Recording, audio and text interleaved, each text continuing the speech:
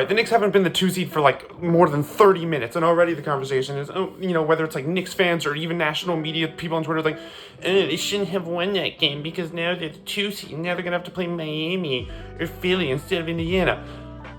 Bullshit, okay?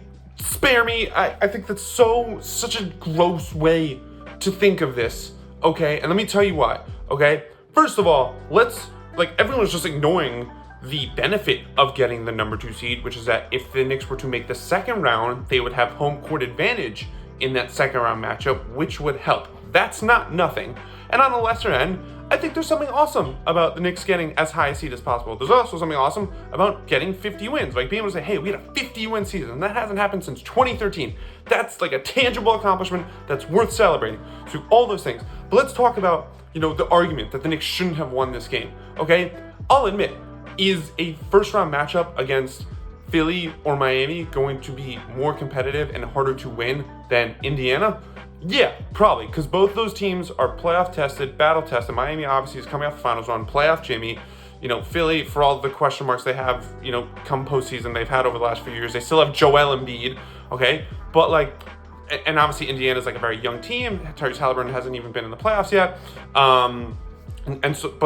The thing I just go back to is if you're a team with championship aspirations, which the Knicks are, it's not saying they're going to win it, they're not actually contending, but this team is trying to build something special here. And we always talk about a lot when it comes to teams, we talk about culture and building the right kind of habits, okay? First of all, let's acknowledge this. The Knicks weren't going to try and lose that game. That's not how the NBA works. They especially weren't going to try and lose it when they started the game having to try to win it because they didn't know if Orlando was going to beat Milwaukee or not. So you're not just all of a sudden going to pull your guys to start the overtime knowing that you'd rather have the 3 seed, okay? But even in this hypothetical where the Knicks could have controlled their own destiny and chosen one of the matchups, if you're a team trying to build the right kind of habits and the right kind of culture, you know what you don't do? You don't say, hey, let's make this easier for ourselves. Let's choose the lesser opponent, okay? Let's lose intentionally. That's not good culture, okay? Those are not winning habits. Winning habits is saying, hey, we're trying to get to here. We're trying to get to this end goal, and it doesn't matter if you put Miami in front of us, Philly in front of us, India in front of us. We're going to go straight through them because that's the kind of team we are. We don't care who we're going to face because we believe in us. It's not about you guys. It's about us and what we know we're capable of, and that's what I think the Knicks are. That's what the Knicks have been all season long. Right, when you think of everything they've had to go through all the trades, through all the injuries, they've still managed to overcome so much to be the number 2 seed because of their resiliency, because of they are so locked into their identity and they know exactly who they are and they play for each other.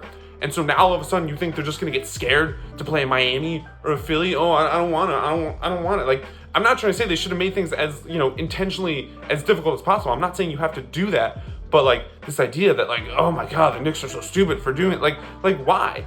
Building championship habits is about beating the team in front of you. And it's about winning as many games as you possibly can. And it's whoever's in front of you, again, whether it's a Miami or Philly or whether it's Indiana, it's just saying, this is what we got to do. We're not scared. Because if you're that team, if you're that guy, why should you be scared of Miami? Why should you be scared of Philly? You shouldn't be. It's not about disregarding everything they're capable of. And it's not about saying, hey, they're not good. They're obviously great teams. They're going to be a real challenge. But if you're that team and you're trying to build that reputation, that culture, and you're trying to build the right habits, you just don't care. You don't care who you're facing because it's not about them. It's about you and what you're capable of. And that's the thing with the Knicks. And that's why I'm excited about this playoffs. Again, it might be a bit harder, okay?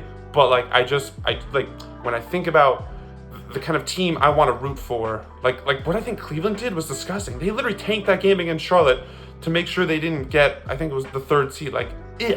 Okay? That's not the kind of habits I want to see my team have. I want to see my team say, we don't really care who we face because we're confident in our abilities to beat any team in the league.